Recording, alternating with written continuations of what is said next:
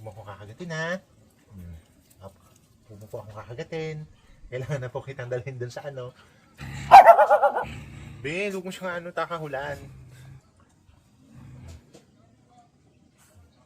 Hello. Diba? Karga na kita. Apa? Karga na po kita, no? Kakarga. Pag kinarga kita, huwag ka magpapanik. Hindi kasi siya sanay sa tali, guys, eh. Ano, huwag ka po magpapanik pag kinarga kita, ah. Konti na lang. Dito, dito. Apa?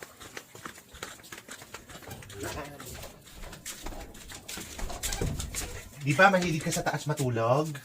Lalatagan ko to, dito ka matutulog, ha? Ayaw niya sa lapag, guys, siguro. Hinahanap niya rin ng pwesto yung katawan niya kasi nga ganun yung skin niya. Baka irritable siya dun sa pag sa lupa or sa ganito.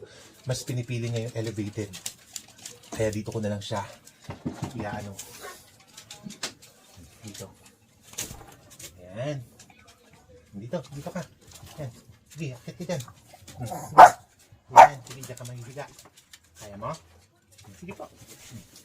Tulungan kita. Sige, dito, oh. Apo. Sige po.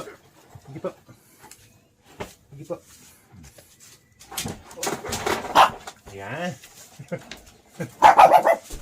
Galing, masunurin po.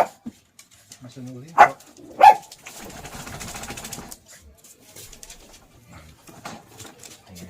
Maganda dito, tahimik dito, walang mag-aano sa'yo dito.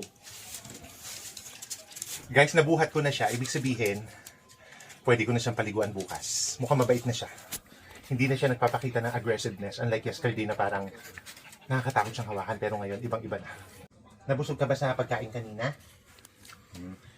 Pahiram ko muna kaya ng oil. Papahiram po muna kita nitong oil na to, ha? Baka kasi irritated yung skin mo. Ito, makakapagpakalma sa skin mo to. Opo, para hindi nangangati. Ito na lang muna. Ano po? Di po, papahiran lang po natin. Yan. Mabait naman pala, eh. Tsaga-tsaga lang. No. Tsaga-tsaga lang po.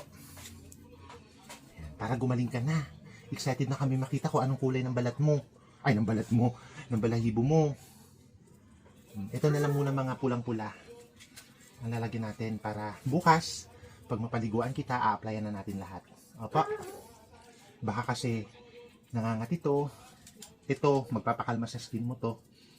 Unahin ko yung mga namumula-mula, ha? Ayan. Very good. Ang bait-bait naman ni Jose Peanut. Ang bait-bait. Hindi siya nangangagat. Apa? Napipil mo ba? Inaalagaan ka namin? Ibig sabihin, mahal ka namin. Apa? Ibig sabihin po niyan, mahal ka namin. Ito naman, Josefina, kahit madilaan mo to, hindi naman to harmful. Kasi wala siyang, ingredients na pwedeng makaharm sa'yo. Ano pa, kahit madilaan mo siya. Pero huwag mo na didilaan, syempre. Hayaan mo ma-absorb ng balat mo. Ano pa? Ayan, papagaling ka, ha? Inuna ko lang muna itong mga namumula-mula, ha? Para, ma-relax tong skin mo.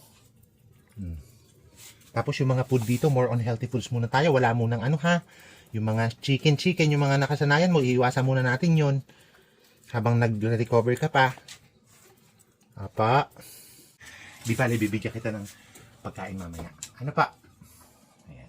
So, ayoko muna lagyan yung mga paa niya kasi baka medyo alanganin pa ako. So, unti-unti tayo. Step by step, baby step, ika nga. Pero naniniwala ako na, babalik yung balahibo nito. Mag-good night na kami sa'yo. Opo, bukas po maliligo tayo bukas sa ilog maganda yun. Lagyan muna natin yung yung buntot. Kasi yung buntot namumula eh. Bait-bait naman, pumapayag siya. Okay na pa. Sige na po, good night po. Good night.